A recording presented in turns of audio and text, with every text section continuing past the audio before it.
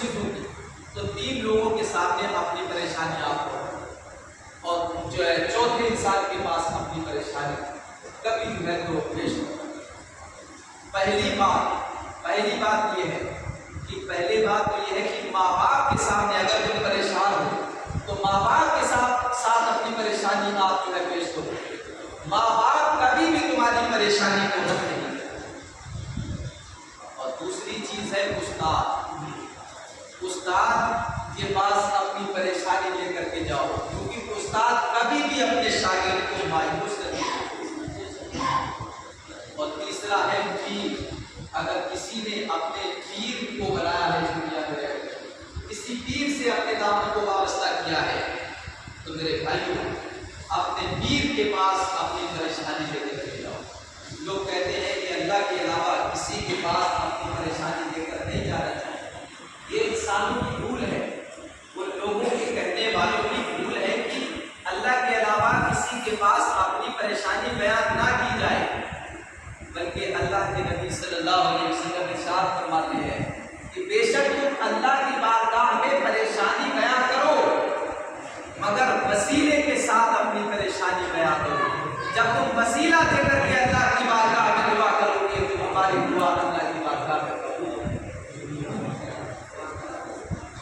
آپ نے سنا ہوگا کہ حضرت موسیٰ علیہ نبینا صلاۃ و تسلیم کوہ طور پر اللہ سے ملاقات کرنے کے لیے جاتے تھے، تو آپ کے حق میں ماں دعا کیا کرتی تھی، اور جب ماں کا انتقال ہو گیا تو آواز آئی رب کی طرف سے، اے میرے محبوب موسیٰ، خبردار اب حساب سے آنا، طریقے سے آنا، ٹہل کر کے آنا، رک کر کے ٹھہر کے آنا، کیونکہ تمہاری ماں کا انتقال ہو چکا ہے جو تمہارے حق میں ہوا ہے۔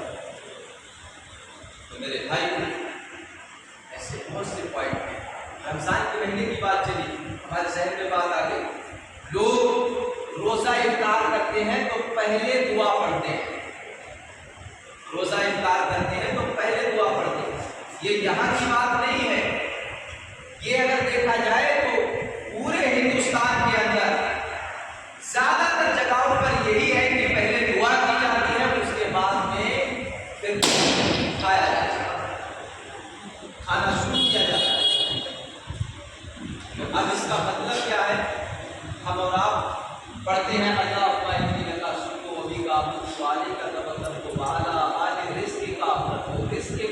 یعنی کہ رزق کھا کر کے ہے بولا میری دی ہوئی نعمت، رزق کا افطر کو یعنی کہ افطار بتاؤ میری دی ہوئی نعمت کھا کر کے۔ تو اللہ کا شکر یا پھر کوئی بھی کسی کا بھی اگر ہم شکر ادا کرتے ہیں تو میرے بھائیوں پہلے تو ہم کھائیں گے، اس کے بعد میں اس کا شکر ادا کریں گے۔ ابھی ہم نے کھایا نہیں ہے اور ہم شکر پہلے بجا لیں، جب کھائیں گے تب ہم آپ کی تعریف کریں گے، جب ہم کھائیں گے تب کہیں گے الحمدللہ۔ ابھی کھایا ہی نہیں ہے تو ہم شکر کیسے ادا کریں گے؟ تو پہلے ہمیں کھانا ہے، اس کے بعد میں ہمیں دعا پڑھنا ہے۔ صحیح طریقہ یہ اگر کسی نے پڑھ لیا تو اس میں کوئی حرج نہیں ہے، کیونکہ آپ چاہے تو اللہ کا شکر پہلے بھی ادا کر لیں اور چاہے تو اللہ کا شکر کھا کر ادا کر لیں، کیونکہ اللہ کا شکر ہمیں اور آپ کو ہر حال میں کھا کر کے یا نہیں کھا کر کے ہمیشہ جو ہے تو شکر ادا کرنا ہے، کیونکہ یہ بھی تو اللہ کا شکر ہے کہ اللہ نے ہمیں اتنی پیاری دولت اور اتنی پیاری جو ہے عزت اور اتنی پیاری ہمیں زندگی جو ہے عطا کی، یہ بھی اللہ کی بہت بڑی ہے۔ اللہ رب العزت نے وہ پاک اور پوتر قرآن ہمیں عطا کیا اپنے محبوب کے ذریعے، یہ بھی تو اللہ کا لاکھ لاکھ ہے۔ اللہ نے فرمایا اے میرے بندو سنو، میں نے تمہیں آنکھیں عطا کی، احسان نہیں کیا، آنکھ عطا کیے، پیر عطا کیے، زندگی عطا کی، مال و سر، اولاد، دنیا کی تمام نعمتیں عطا کی، مگر میں نے تمہیں کوئی احسان نہیں کیا ہے۔ اے دنیا کے لوگوں، اب میرا آخری پیغام سن لو، اگر میں نے تم پہ احسان کیا ہے تو سب سے بڑا احسان یہ کیا ہے کہ میں نے تمہیں اپنا محبوب عطا فرمایا، میں نے تمہیں اپنا محبوب عطا فرمایا۔ اور یہ ظاہر سی بات ہے، کوئی کسی سے اگر محبت کرتا ہو اور اگر میں ہی کرے تو نہیں، آپ اپنا جو ہے جس نے آپ محبوب ہے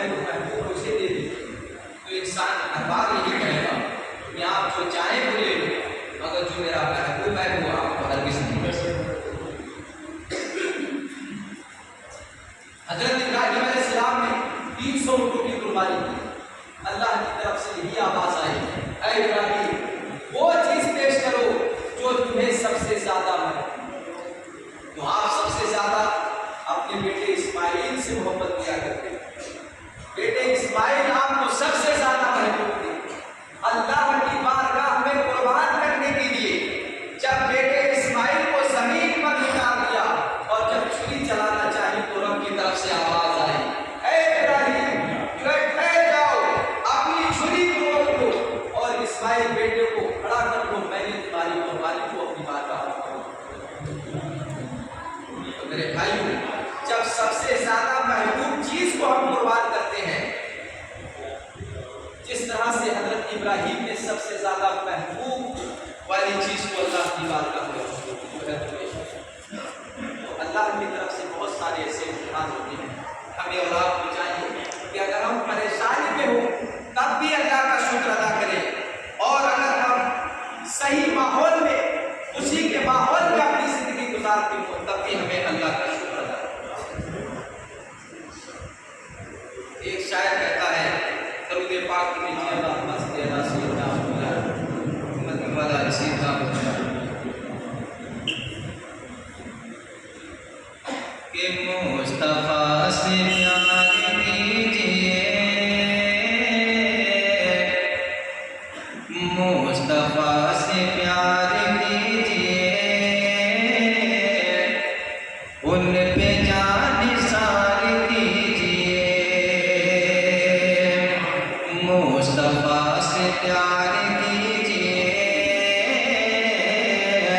ان پہ جان نثار کیجیے، کہ مصطفیٰ سے پیار کیجیے، ان پہ جان نثار کیجیے، آئیں گے حضور قبر میں، ارے تھوڑا انتظار کیجیے، آئیں گے حضور قبر میں، تھوڑا انتظار کیجیے، آئیں گے حضور قبر میں، تھوڑا انتظار کیجیے۔ اور نماز کے تعلق سے بتا دیا جائے، ہم اور آپ جب کہتے ہیں کہ نیت کہ میں نے 2 رکعت نماز سنت تراویح واسطے اللہ تعالیٰ کی زندگی کا مشرق کی طرف پیچھے استمام کرتا ہوں، تو چاہے نماز سنت تراویح ہو اور چاہے عشاء کی نماز ہو، چاہے فجر کی نماز ہو، چاہے ظہر کی ہو، چاہے عصر کی ہو، چاہے مغرب کی ہو، عشاء کی، کسی وقت کی بھی نماز ہو، جب ہم نیت باندھ لیں، نیت کی میں نے چلو میں باندھ لیتا ہوں کسی بھی وقت کی نیت کی میں نے نماز عشاء 4 فرض پیچھے اسمام کے واسطے اللہ تعالیٰ کی زندگی کا مشرق کرتا ہوں، اس کے بعد میں آپ کو ثنا پڑھنا ہے۔ ثنا پڑھنے کے بعد میں ہم نے یہ دیکھا ہے کہ بہت سے لوگ اور بھی کچھ پڑھتے ہیں، ہاں بہت سے لوگ ہیں سبحانہ پڑھنے کے بعد میں، یہ بڑے کام کی بات نہیں، یہ کبھی کبھی یہ بات نہیں تکبیر زیادہ ہو جائے تو لوگ جو ہے تلاوت کرتے ہیں قرآن کی ثنا پڑھنے کے بعد۔ مان لیجیے ہم نے لوگوں کو دیکھا ہے، اگر دیکھا ہے تو سمجھ لیجیے کہ اگر انسان کے ہونٹ ہل رہے ہیں تو ظاہر سی بات ہے وہ کچھ نہ کچھ تو پڑھتا ہے، ہونٹ ہلنا پڑھنے کی علامت، نہ وہ پڑھے گا تو نہ ہونٹ ہل سکے، یعنی ہونٹ ہلنا یہ پڑھنے کی علامت۔ تو بس اتنا دھیان رکھنا ہے کہ ثنا پڑھنے کے بعد امام کے پیچھے آپ کو کسی طرح کی کوئی بھی گرفت نہیں کرنا ہے، صرف ثنا پڑھنا ہے، اور ثنا پڑھنے کے بعد آپ کو تلاوت سننا ہے،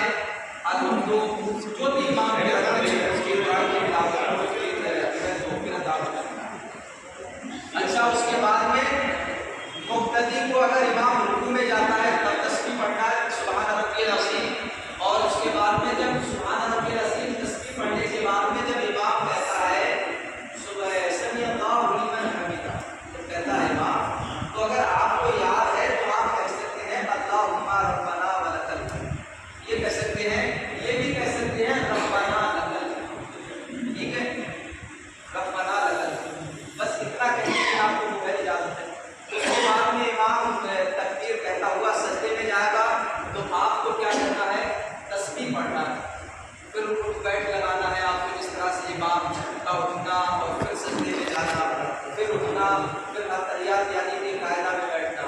تو اب جب امام اتحیات پر بیٹھ جاتا ہے تو آپ کو اتحیات پڑھنا. آپ دیکھیے اگر 4 رکعت والی نماز ہے، آپ کو معلوم ہے کہ امام نے 2 ہی رکعت پڑھائی ہے، تو اتحیات پڑھ کے خاموشی سے آپ بیٹھ جائیں. اتحیات پڑھ کے 4 رکعت والی نیت ہے تو امام ظاہر سی بات ہے 2 رکعت میں بیٹھے گا. جب امام اتحیات پڑھے تو آپ بھی اتحیات پڑھنے کے بعد میں آپ خاموشی کے ساتھ بیٹھیں. امام 4 رکعت کے لیے جب کھڑا ہوگا، تیسری اور چوتھی جب وہ مکمل کرے گا تب آپ کو جو ہے لاسٹ میں کیا کرنا ہے؟ اتحیات پڑھنا ہے. اور امام اگر آپ کو سلام پھیرنے سے پہلے موقع دے، یہ امام کے اوپر ہے کیونکہ عام امام نہیں ہے. یہاں کہیں کہ مولانا صاحب آپ نے ہمیں درود پاک نہیں پڑھنے دی تو سلام پھیر دیا. بھائی امام بادشاہ ہے، آپ نے کہا ہے نا پیچھے اس امام کے. جب آپ امام کی ابتدا کر رہے ہیں تو پھر امام سے آپ نہیں کہہ سکتے. ہاں یہ بات یاد رکھنا ضروری ہے کہ نماز میں اتحیات پڑھنا واجب ہے. اگر امام نے سلام پھیر دیا اور آپ کی اتحیات مکمل نہیں ہوئی تو حکم ہے کہ پہلے آپ اپنی اتحیات مکمل کریں گے، اس کے بعد سلام پھیریں گے. سمجھ گئے آپ؟ اتحیات پڑھنا کیا ہے؟ واجب. امام نے اگر چھوڑ دی، ترک کر دیا تو امام کی نماز کی گئی، اور اگر مقتدی نے چھوڑ دی جو اتحیات تو مقتدی کی نماز فاسد ہو گئی. یعنی کہ نماز میں کچھ چیزوں کا خیال رکھنا ہے. سنت ہے چھوٹ جائے نماز مل جائے گی. اگر نماز میں واجبات جو واجب ہیں اگر وہ چھوٹ گئے تو نماز فاسد یعنی کہ ترک. اس چیز کا خیال ہے. اب ظاہر سی بات ہے کہ مقتدی کی اور امام کی جو ہے اسپیڈ میں بھی اس کا کچھ فرق ہوتا ہے. اس کا کچھ فرق ہوتا ہے امام کی اور مقتدی کی اسپیڈ. حالانکہ میں تو یہی چاہتا ہوں کہ لوگ زیادہ سے زیادہ پڑھیں. مگر میں کیا کیا پڑھتا ہوں؟ اتحیات پڑھتا ہوں، درود ابراہیم پڑھتا ہوں، کما صلیت کما بارکت دونوں ضرور. اس کے بعد میں پڑھتا ہوں اللہم ربنا آتنا فی الدنیا حسنۃ و فی الآخرۃ.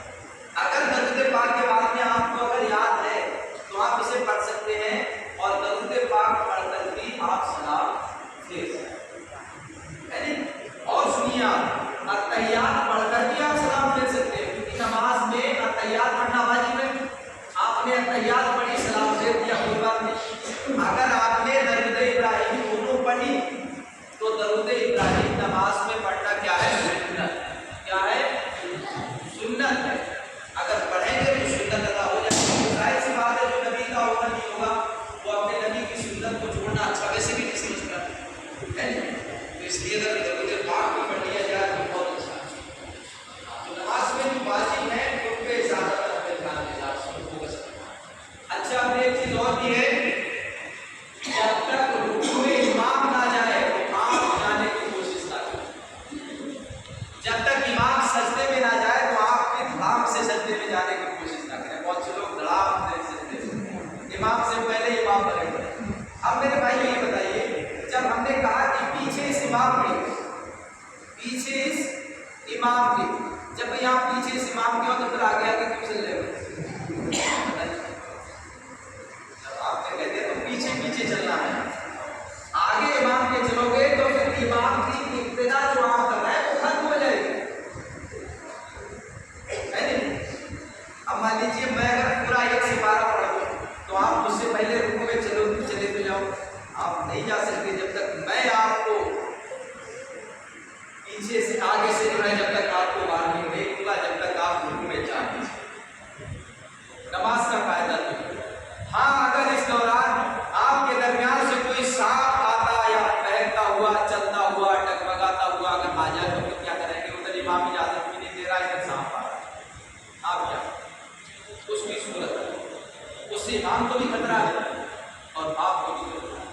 تو آپ اپنی جان بچانے کے لیے، دوسرے کی جان بچانے کے لیے کر سکتے ہیں. شریعت میں گنجائش ہے، مگر جہاں پر گنجائش ہے وہاں آپ کر سکتے ہیں. جہاں پر گنجائش نہیں ہے، آپ نے پتہ چلا کہ ہم نیت باندھے ہوئے پیچھے آدمی ہمیں گالی دے رہا ہے تو آپ نے نیت تھوڑی اسے گالی دینا شروع کر دی. تو یہ چیز نہیں. جہاں پہ ضرورت ہے جس چیز کی، گالی دینا تو یہ غلط ہو گیا نا. حال قیمت و شرط من الزنا، کسی ابادی سے زنا سے بھی بدتر ہے. تو یہ نہیں ہے کہ کوئی گالی دے رہا ہے تو ہم ترنت جو ہے لوٹ کر کے اس پہ فوکس کریں اور ترنت اسے گالی دیں. یہ نہیں. اور میں نے کہا نا اس جگہ پر اسی لیے کہتے ہیں کہ نماز کو اتنے اجالے میں پڑھو. اگر صاحب اندھیرے میں آیا تو آپ کیسے دیکھ پائیں گے؟ ایک بار میں قرآن کی تلاوت کر رہا تھا تو 2002 کی بات ہے. 2004 سے میں امامت کر رہا ہوں. 2004 سے میں نے امامت شروع کی. تو قرآن کی تلاوت میں کر رہا تھا. لائٹ میں دے لیتا اس میں بیٹھ کر دیکھ سکتا ہوں. 2002 کی بات. مدد سے میں لائٹ کم آتی تھی. میں بریلی سے 43 کلومیٹر جو ہے مدرسہ قادریہ میں اس میں پڑھ گئے. تو دیر کا انتظام نہیں تھا تو ہم چاندنی کی روشنی میں قرآن کی تلاوت کرتے. تو ہمارے استاد نے کہا کہ بیٹا قرآن کی تلاوت سے یا نماز سے. چاند کی روشنی میں چاند کی رات میں قرآن کی تلاوت جب تک روشنی کا انتظام نہ ہو جب تک آپ مت کیا. نماز کا بھی یہ حکم ہے جب تک اجالے کا انتظام نہ ہو تو اندھیرے میں آپ نماز پڑھنے کی جو ہے تو کوشش نہ کریں. کیونکہ شریعت ادھر یہ کہہ رہی ہے کہ اگر نماز کی حالت میں کوئی کیڑا یا مکوڑا کوئی جان لیوا حملہ کوئی ایسا جانور جو آپ کو ایزا پہنچا سکتا ہے اور وہ آپ کے سامنے سے گزر رہا ہے تو آپ اس کو نیت توڑ کر مار سکتے ہیں. تو اب آپ یہ بتائیے جب آپ اندھیرے میں ہیں تو کیسے آپ کو سمجھ سکتا ہے؟ نہ آپ کو چمک سکتا ہے نہ آپ جو ہے تو نماز کی نیت کو جو ہے تو حاصل کر سکتے ہیں اور نہ اپنی حفاظت کر سکتے ہیں. تو اس لیے نماز میں اجالا ہونا ضروری ہے. تو امام سے پہلے